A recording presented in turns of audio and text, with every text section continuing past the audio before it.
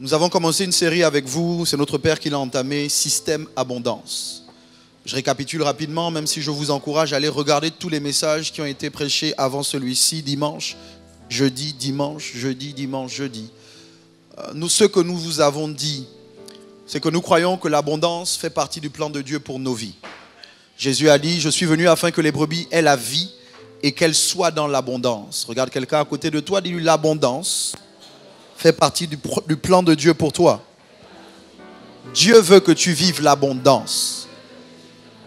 Notre Père a donné une formule. Il a indiqué que l'abondance répondait à une formule. Tu as plus on te donne égale abondance. Tu as plus on te donne égale abondance.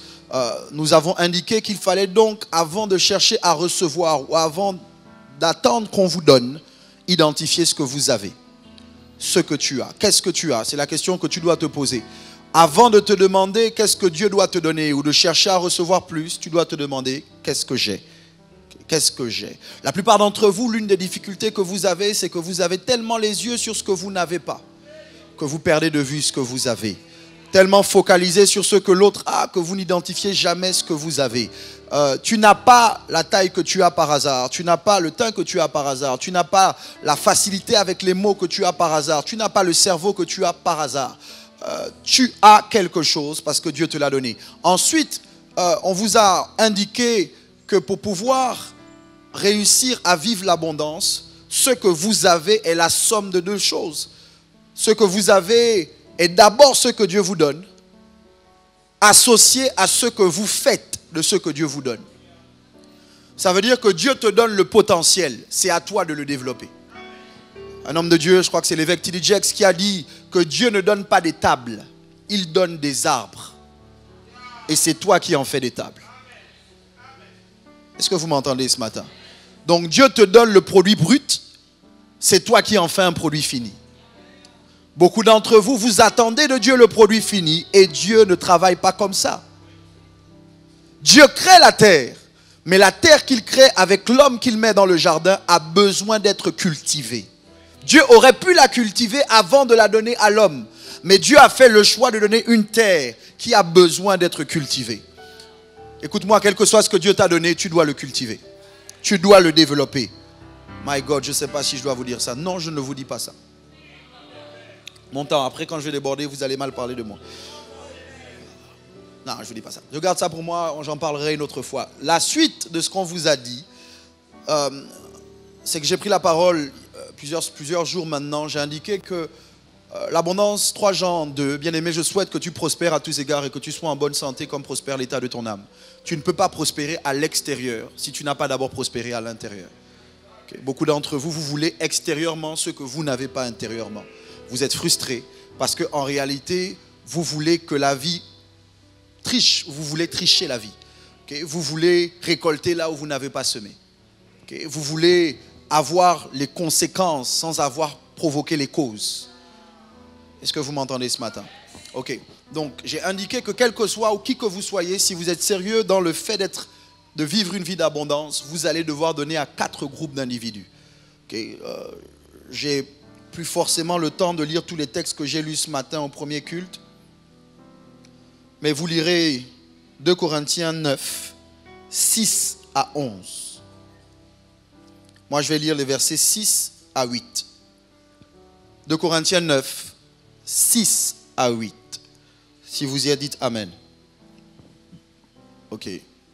Si vous avez besoin de plus de temps, dites attendez. Il y en a, vous ne dites rien parce que vous n'avez même pas de Bible. Vous regardez l'écran, vous attendez que la technique, la production mette les versets sur l'écran. Comment vous faites ce que vous faites? 2 Corinthiens 9, 6 à 8, nous lisons 1, 2, 3.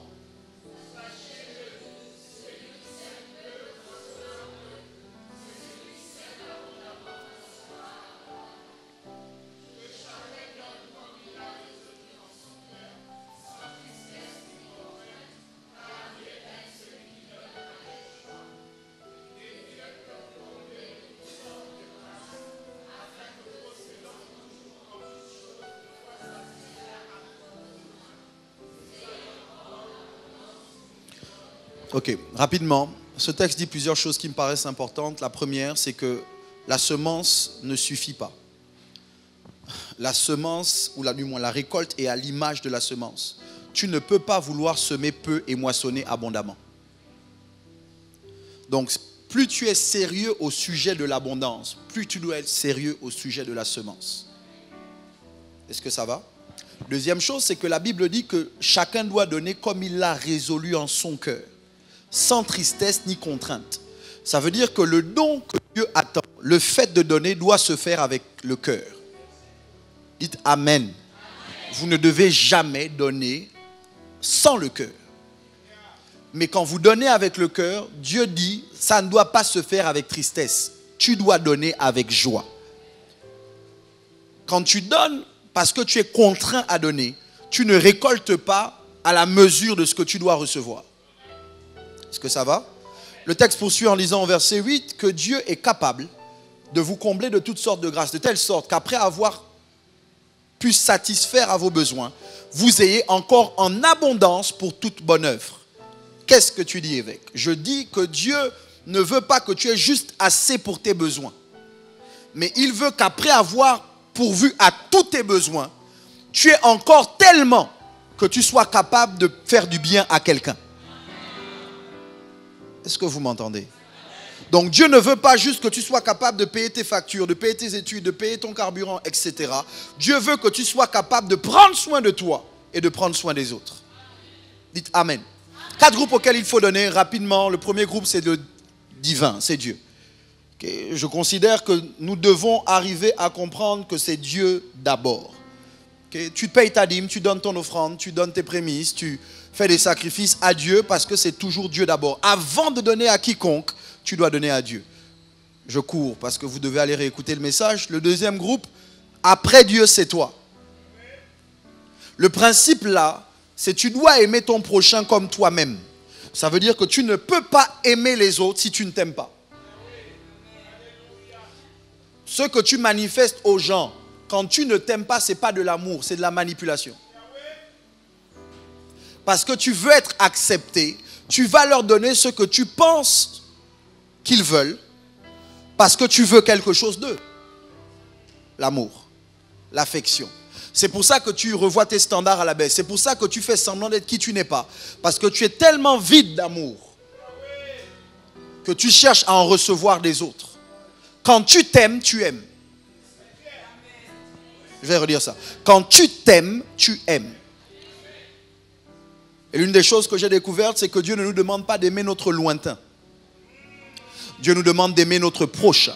Aime ton prochain comme. Ça veut dire que tu ne peux pas ne pas aimer les gens qui sont à côté de toi et dire que tu aimes. Regarde quelqu'un à côté de toi, demande-lui est-ce que tu m'aimes.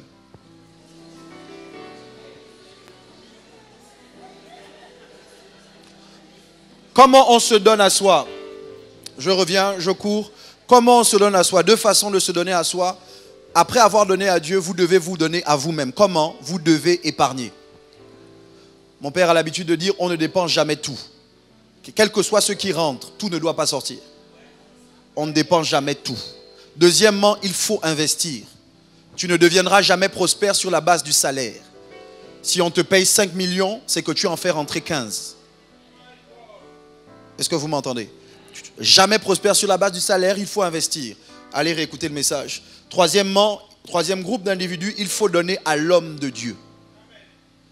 Je fais la séparation entre Dieu et l'homme de Dieu dans ce contexte parce que je veux essayer de vous emmener à comprendre que l'argent que vous donnez en offrande, que vous donnez quand vous payez vos dîmes, ce que vous faites pour la maison de Dieu, ce n'est pas pour l'homme de Dieu d'abord, c'est pour la maison de Dieu. Apportez à la maison du trésor dîmes afin que ce lieu, la maison du trésor, soit hautement approvisionné. Est-ce que ça va? L'homme de Dieu. Donc ça veut dire que dans ce que j'explique, avant l'homme de Dieu, il y a toi. Est-ce que ça va? Mais il y a un moment, il y a une situation de crise où tu dois mettre l'homme de Dieu au-dessus de toi. En ce qui concerne l'offrande, en ce qui concerne le don. Suivez-moi. Élie est nourri par Dieu en temps de crise à partir du torrent de Kérit et des corbeaux. Le torrent s'assèche, Dieu dit à Élie, va à Sarepta, j'ai ordonné à une veuve de te nourrir.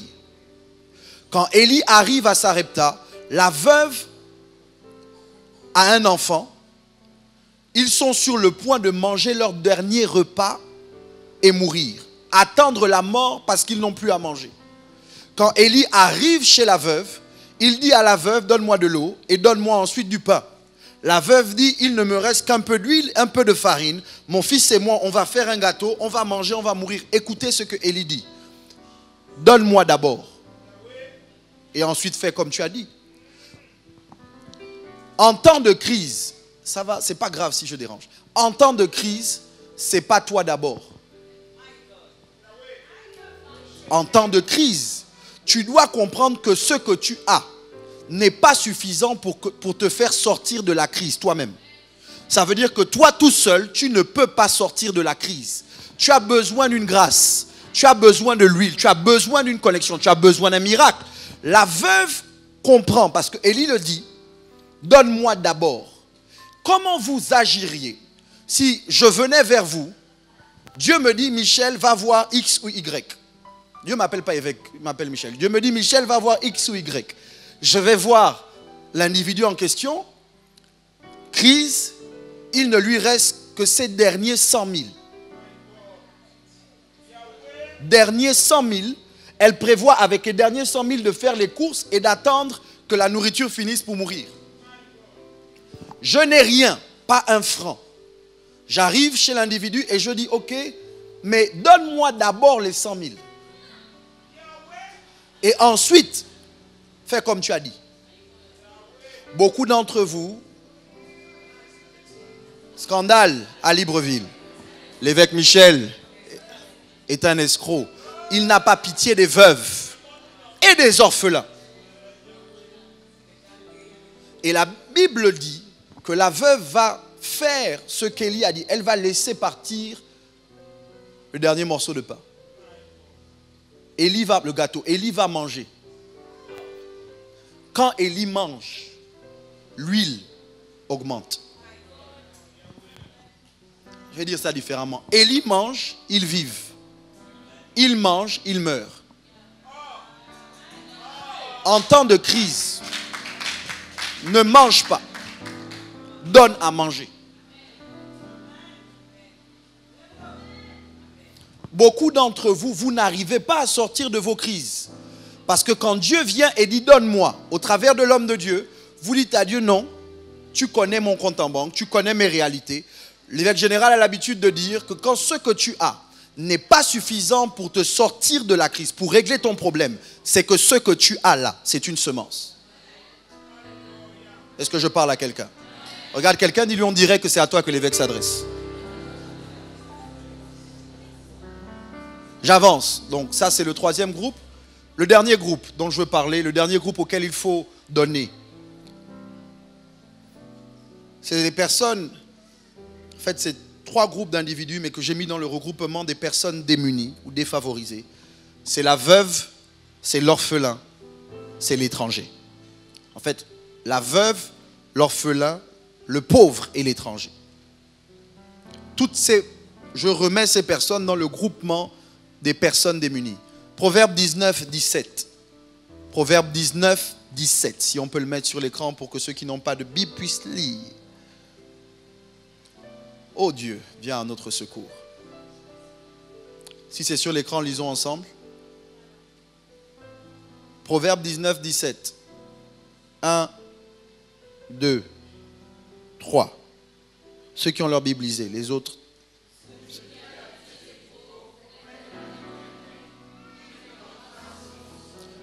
Stop. Celui qui a pitié du pauvre prête. Vous savez, je suis conscient des mots, je suis prudent sur les mots. Celui qui a pitié du pauvre. Une autre version dit celui qui donne au pauvre prête à Dieu. Écoutez-moi bien. Un prêt. Dieu rembourse les prêts en te rendant ce que tu as prêté. Ça veut dire quoi? Vous avez la corbeille pour les orphelins, les personnes démunies, les personnes défavorisées, le pauvre. Vous avez la malle à offrande pour les besoins du temple. Ici, tu donnes à Dieu, ici, tu donnes aux pauvres. Ce que tu donnes ici te revient tel que tu as donné. Tu as donné 500, Dieu va te rendre 500. Tu as donné 1000 francs, Dieu va te rendre 1000 francs. Tu as donné 10 000, Dieu va te rendre 10 000. C'est ça le prêt. Ou bien c'est pas comme ça que... Ok. Quand tu donnes ici à Dieu, ici, Dieu te rend pas en fonction, pas exactement ce que tu as donné. Il te rend par intérêt. Donc ici, tu as donné 10 000, tu récupères 300 000. Un exemple. Ok, 30 par 30, 40, 70, 100. Donc imagine quand tu donnes 10 000 et que tu multiplies par 100, ça fait combien? Ça fait 1 million. Il y en a, vous n'étiez pas bon en maths, j'avais oublié. Ça fait 1 million. Ok, 1 million. Donc quand tu donnes 10 000 ici, tu retrouves 10 000. Quand tu donnes 10 000 à Dieu, tu retrouves 1 million. Où est-ce que tu vas mettre 10 000? Le problème de plusieurs d'entre vous, c'est que vous ne percevez pas la différence entre la spiritualité et le fait d'avoir un cœur pour les gens. Aimer les gens, donner à la veuve, à l'orphelin, aux pauvres, à l'étranger, ne doit jamais prendre la place de ce que tu donnes à Dieu. Jésus est dans une maison, une femme qui a réputation de mauvaise vie arrive dans la maison, répand tout son parfum sur lui. Ceux qui évaluent la valeur du parfum disent que ce parfum représente 1 an de salaire. Ceux qui sont autour de Jésus, que le parfum n'a pas touché. Ceux sur qui le parfum n'a pas été versé, critiquent. Et disent, c'est du gaspillage. Oh! C'est du gaspillage. On aurait dû vendre ce parfum et donner l'argent aux pauvres. L'écrivain qui raconte l'histoire dit que celui qui dit ça, le dit parce qu'il avait l'habitude de mettre la main dans la caisse. Donc quand on a vendu le parfum, il savait qu'il pouvait détourner une portion de l'argent du parfum. Mais il ne peut pas détourner le parfum. Je ferme la parenthèse. Donc à ce moment-là, Jésus fait une déclaration des plus choquantes. Si vous étiez là, vous auriez dit, Jésus, quel mauvais leader. Il est centré sur lui-même. Quel genre d'homme de Dieu? Écoutez ce que le Seigneur dit. Les pauvres, vous les aurez toujours avec vous. Mais ce qu'elle a fait, elle l'a fait pour ma sépulture.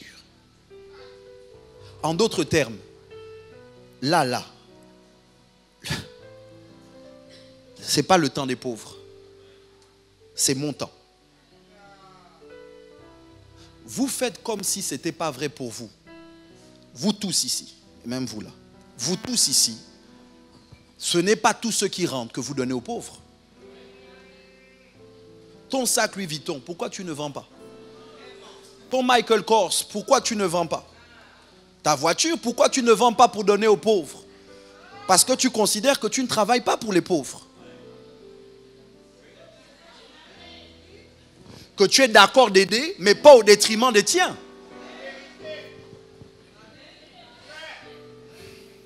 Il faut donner aux pauvres, à la veuve, à l'étranger et à l'orphelin. Pas au détriment de Dieu. Pas au détriment de ta propre vie et pas au détriment de l'homme de Dieu. Au-dessus du pauvre, de la veuve, de l'orphelin et de l'étranger, il y a les 3 catégories que j'ai citées. Fâchez-vous comme vous voulez. Non, je m'en fous pas. Fâchez-vous comme vous voulez, ça me dérange. Je vais vous donner quelques textes. Zacharie 7, 10. Je vais m'arrêter là pour pouvoir dire la dernière chose que je veux dire ce matin. Zacharie 7, 10.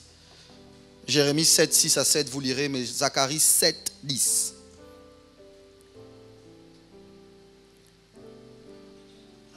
On peut le mettre sur l'écran. Et ensuite on mettra Psaume 68, 5. 1, 2, 3, lisons.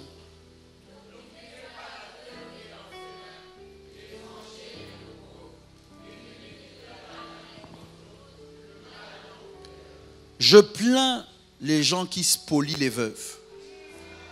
Je plains les gens qui font du mal aux orphelins.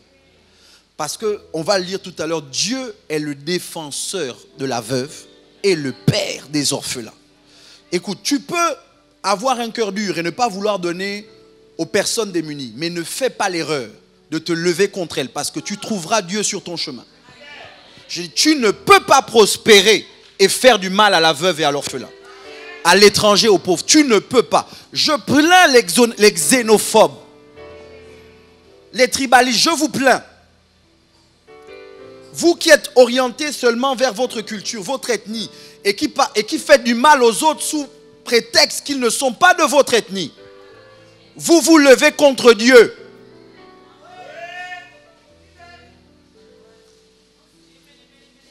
Vous êtes xénophobe parce que vous êtes chez vous. Vous apprendrez ce que ça fait d'être étranger. Quand vous irez dans le pays d'autrui, okay, et que vous vous rendrez compte que donc, en fait, c'est comme ça qu'on se sent quand on n'est pas chez soi. Il faut que vous soyez les défenseurs des veuves, pères et mères des orphelins. Ne maltraitez pas le pauvre. Psaume 68, verset 5.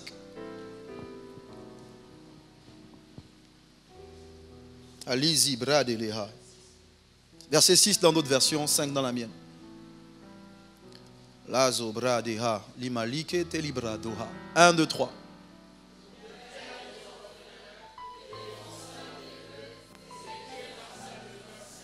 Relis ça. 1, 2, 3.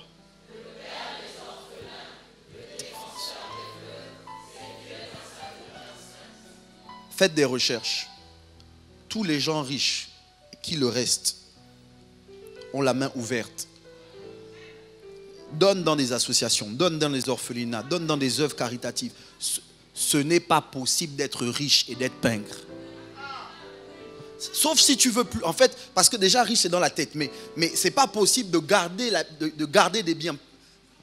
De continuer à monter. Puis d'avoir la main fermée. Ce n'est pas possible.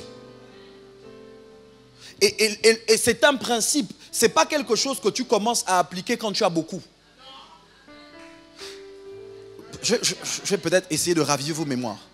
Vous vous souvenez quand vous aviez moins. Mais avec le moins, vous aidiez plus.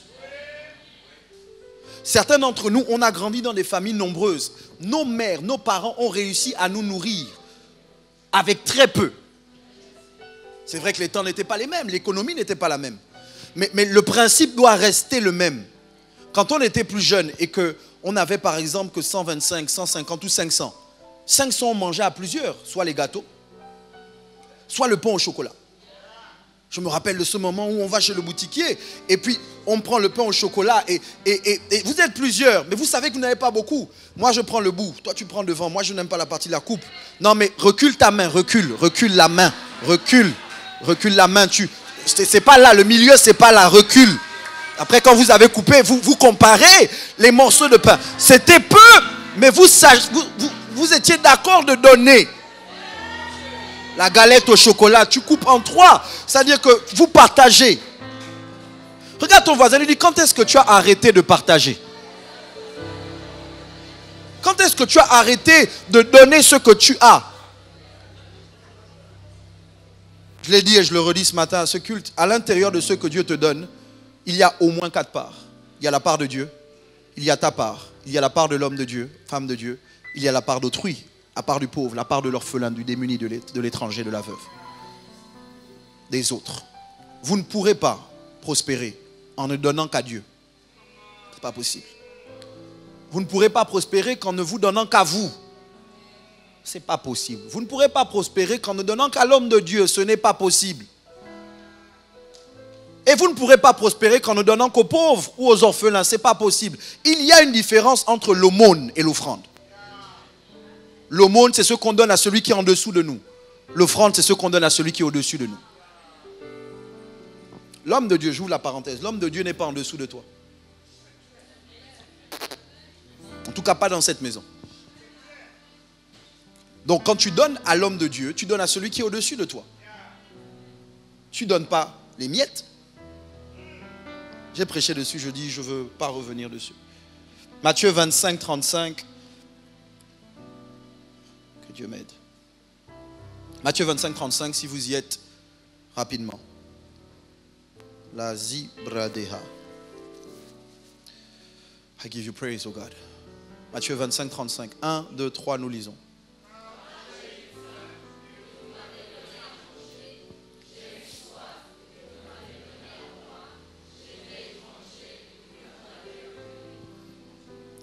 Jésus dit, à chaque fois que vous faites ça à un étranger, c'est à moi que vous le faites.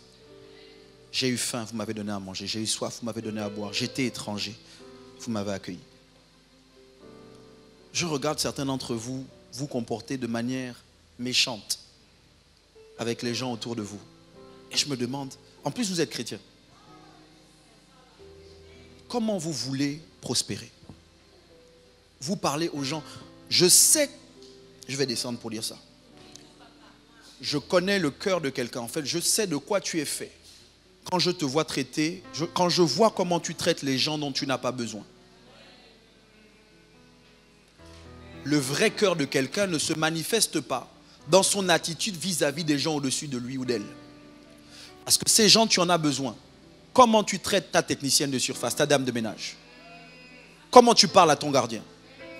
Comment tu parles à ton cuisinier? Comment tu parles à ta nounou? C'est ça ton cœur. Vous parlez aux gens comme s'ils étaient inférieurs à vous parce qu'ils ont un travail que vous n'avez pas. Mais sans nounou qui garde tes enfants.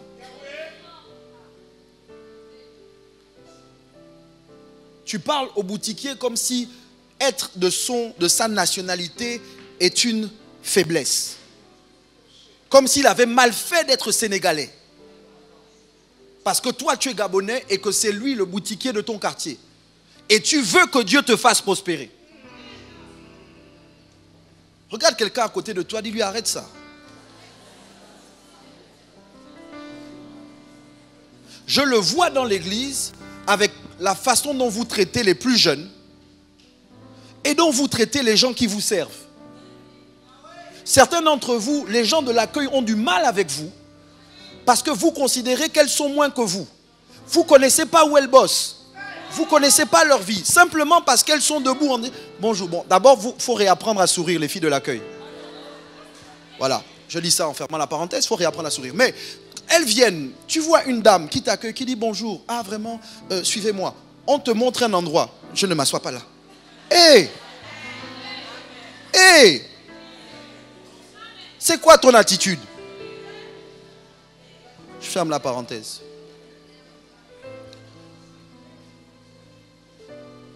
Ce que j'ai dit dans le contexte de ce message, Dieu je t'aime, mais j'ai besoin d'argent.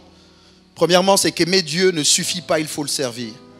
Deuxièmement, aimer Dieu ne suffit pas, il faut lui faire confiance. Et finalement, avec ce point, je conclus aujourd'hui, aimer Dieu ne suffit pas, il faut grandir. Aimer Dieu ne suffit pas, il faut grandir. Je relis la portion de texte qu'on a lu tout à l'heure et qui m'a profondément interpellé. C'est Jésus qui parle et il dit ce qui suit. Et pourquoi vous inquiétez au sujet du vêtement? Considérez comment croissent les lys des champs. Ils ne travaillent ni ne filent. Cependant, je vous dis que Salomon, même dans toute sa gloire, n'a pas été vêtu comme l'un d'eux. Si Dieu revêt ainsi l'herbe des champs qui existe aujourd'hui et qui demain sera jetée au four, ne vous vêtira-t-il pas à plus forte raison, gens de peu de foi? Je me suis demandé pourquoi Dieu habillait ceux qui ne travaillent et ne filent pas. Notre Père nous a parlé alors qu'il nous enseignait sur le système abondance et parmi les choses qu'il a dites et dont je me fais l'écho ce matin. Le travail n'est pas une malédiction. Qu'avant de donner la femme à l'homme, il lui a donné du travail. Avant la femme, il y avait le jardin. Et il a indiqué de manière claire qu'il n'y a pas de prospérité, il n'y a pas de succès, il n'y a pas d'abondance pour les paresseux. Sauf que ce texte m'a profondément dérangé parce que Dieu dit, par Jésus, Dieu dit, regardez comment croissent les lys des champs. Ils ne travaillent ni ne filent. Ça veut dire que les herbes des champs ne travaillent pas, mais Dieu les habille. Dieu habille les herbes des champs. Et Jésus dit, Salomon dans toute sa gloire. On connaît Salomon, l'homme le plus sage, l'homme le plus riche. Le roi le plus riche en tout cas. Salomon dans toute sa gloire n'a pas été vêtu comme l'un d'entre eux, les herbes des champs. Ça veut dire que Dieu habille l'herbe qui aujourd'hui est là, demain au four, plus que Salomon n'a été vêtu. Vous me suivez ou pas? La question que je me suis posée, c'est pourquoi est-ce que Dieu habille des gens qui ne bossent pas? J'ai compris donc qu'il y avait un mystère, il y avait quelque chose contenu dans ce texte qui, si j'y avais accès, était capable de me positionner dans les hauteurs, d'emmener Dieu à me revêtir. Parce que je comprends pourquoi certains travaillent, mais n'arrivent pas à s'habiller. C'est comme si Dieu les regardait. Est-ce que ça vous intéresse? Si vous ne m'encouragez pas, d'abord c'est la fin, je peux. Il faut bien me traiter quand même. Oui, il faut bien me traiter.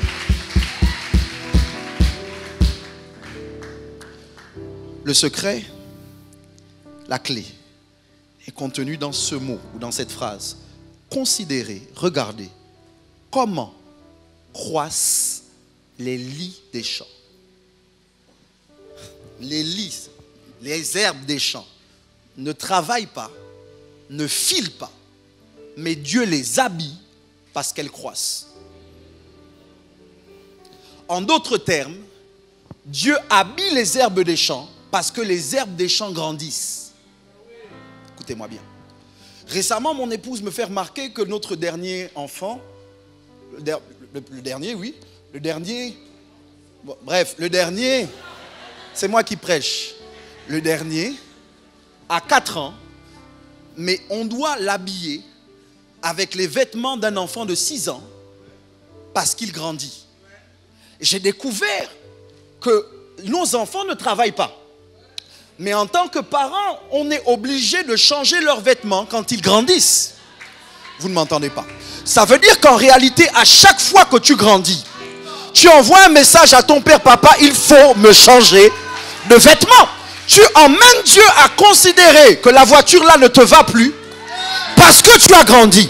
La position là ne te va plus parce que tu as grandi. Le salaire que tu as ne te va plus parce que tu as grandi. L'entreprise que tu as ne te va plus parce que tu as grandi. La relation que tu ne te va plus parce que tu as grandi. Oh, j'ai découvert donc que la croissance oblige le changement de vêtements. Touche quelqu'un à côté de toi, dis-lui c'est le moment de grandir. C'est le moment de grandir. Oh, c'est le moment de grandir. C'est le moment de grandir. Plusieurs d'entre vous, malheureusement, vous prenez de l'âge, mais vous ne grandissez pas. Parce que l'âge est une question de corps, mais la maturité est une question de mentalité. Ça veut dire que Dieu ne changera pas ta voiture parce que tu as des cheveux blancs qui poussent, parce que tu as des formes. Non, non, non, non, non. Dieu change ta voiture parce que dans ta tête, une croissance s'est opérée. Dans ta tête, tu as grandi.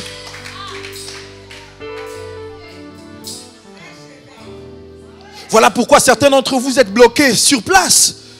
Parce que vous avez pris de l'âge. Je me rappelle, on était à Port-Gentil. C'est la première fois que tu le dis. À Port-Gentil, il y a pire insulte qu'on puisse vous faire. Si on te demande, quand on te voit, on dit qu'est-ce que tu fais? Et puis tu dis non, je suis là. Et puis la personne te dit, oh, tu n'as pas changé. C'est la pire injure qu'on puisse vous faire. Parce que quand quelqu'un te revoit 5 ans plus tard, 10 ans plus tard, la Bible dit que tes progrès soient évidents pour tous. Il faut que quelqu'un dise, mince, tu n'es plus le même. Il y a quelque chose de différent à ton sujet. Tu ne penses plus comme tu pensais. Tu ne parles plus comme tu parlais. Tu n'agis plus comme tu agissais. Bouscule quelqu'un de toi, dis-lui, grandis, grandis, grandis, grandis, grandis, grandis, grandis.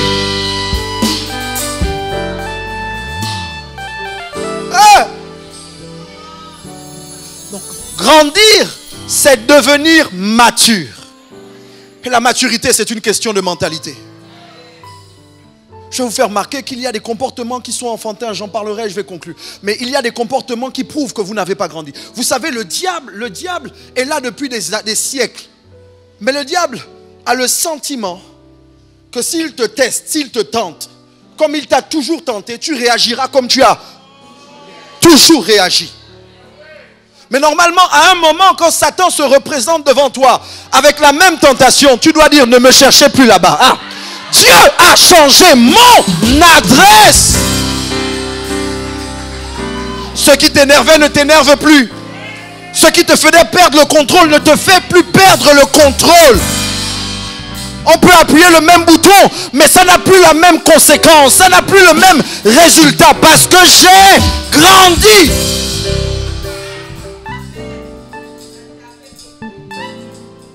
Grandir donc, c'est devenir mature.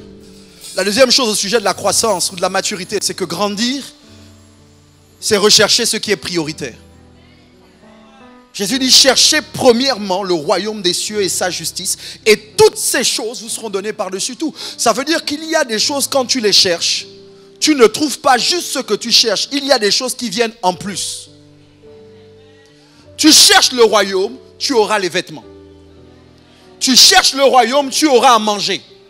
Tu cherches le royaume, tu auras à boire. Tu cherches le royaume, tu auras ce qu'il te faut pour vivre la vie du royaume. Qu'est-ce qui est prioritaire dans ta vie? Vous savez, un enfant et un adulte n'ont pas les mêmes priorités. Je parlais avec mon père récemment, il m'a fait remarquer encore une fois qu'il y a des situations qui nécessitent un changement de priorité. Tu ne peux pas vivre ta vie aujourd'hui comme tu la vivais il y a 10 ans. Tu ne peux pas, au point où tu es arrivé, quand tu es chef d'entreprise, tu n'as pas les mêmes priorités qu'un employé. Ce n'est pas possible. Vous savez, les chefs d'entreprise n'ont pas de week-end. Les chefs d'entreprise ne font pas des heures sup pour être payés. Quand un employé fait des heures supplémentaires, avant, il dit, hey, on va me payer combien?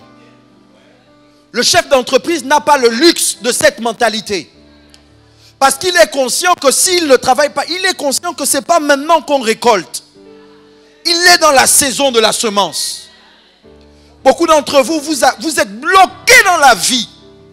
Dieu ne peut pas vous emmener plus haut. Dieu ne peut même pas vous donner ce qui est à vous.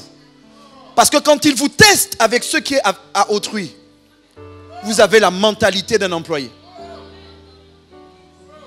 À quel moment est-ce qu'on développe la mentalité du propriétaire? À quel moment est-ce qu'on développe la mentalité de l'employeur? Ce n'est pas quand on est employeur. C'est pendant qu'on est employé, on ne fait pas juste ce qu'on attend de nous. On fait le kilomètre supplémentaire. Une promotion ne se justifie pas si on t'élève parce que tu as fait ton travail. On ne t'élève jamais parce que tu as fait ce qu'on t'a demandé. On t'élève parce qu'après avoir fait ce qu'on t'a demandé, tu as fait des suggestions, tu as fait des propositions, tu as répondu à des besoins qui n'étaient même pas les tiens. Bouscule quelqu'un à côté de toi, dis-lui, est-ce que tu entends ce que l'évêque te dit ce matin? Beaucoup sont en train de dire, Seigneur donne-moi, Seigneur donne-moi. Il te donne pourquoi? Tu vas faire quoi avec? La dernière chose au sujet de la croissance, et j'atterris.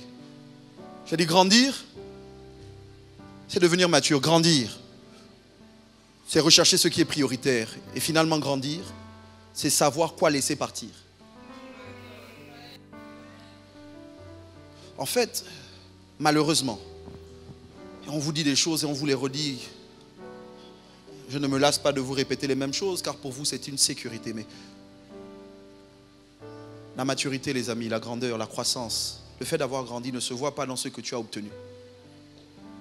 La preuve que tu as grandi, de mon point de vue, l'une des preuves majeures du fait que tu es grandi, c'est ce que tu as accepté de laisser partir.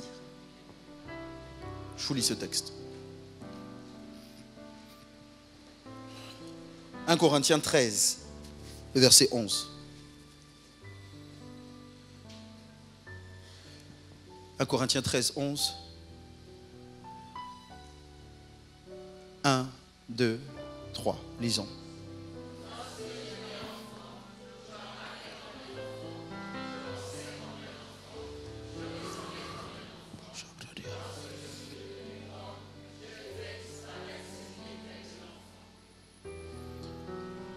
Quand tu étais enfant, tu avais un discours.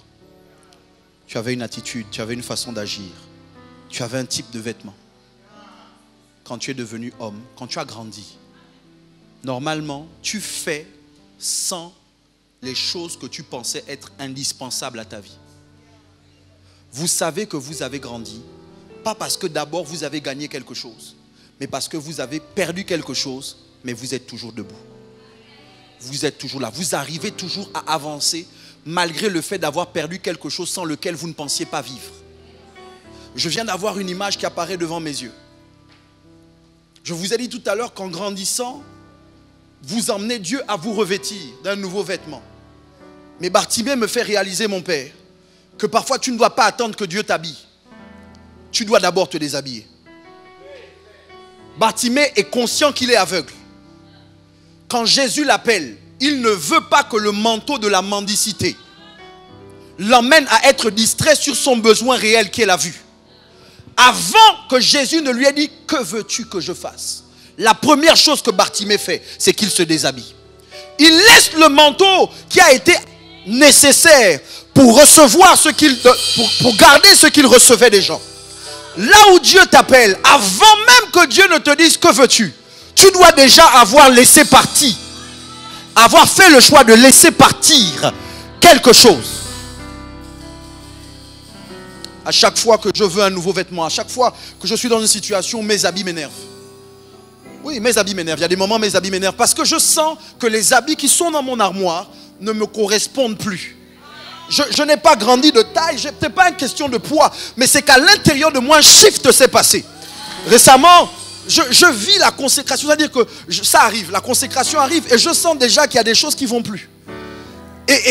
Mon père, c'est comme, il y a des choses qui ne vont plus. Et là, je vois dans mon armoire, avant que Dieu n'envoie, je commence à dire ça je sors et puis je donne. Ça j'enlève et je donne. Ça j'enlève et je donne. À chaque fois que j'ai voulu que Dieu me donne quelque chose, j'ai d'abord laissé partir quelque chose. Or, aussi longtemps que l'héritier demeure un enfant, il ne diffère en rien d'un esclave. Tu ne peux plus être héritier, enfant. Parce que quand tu es enfant, héritier, ou héritier qui est un enfant, en réalité tu es un esclave.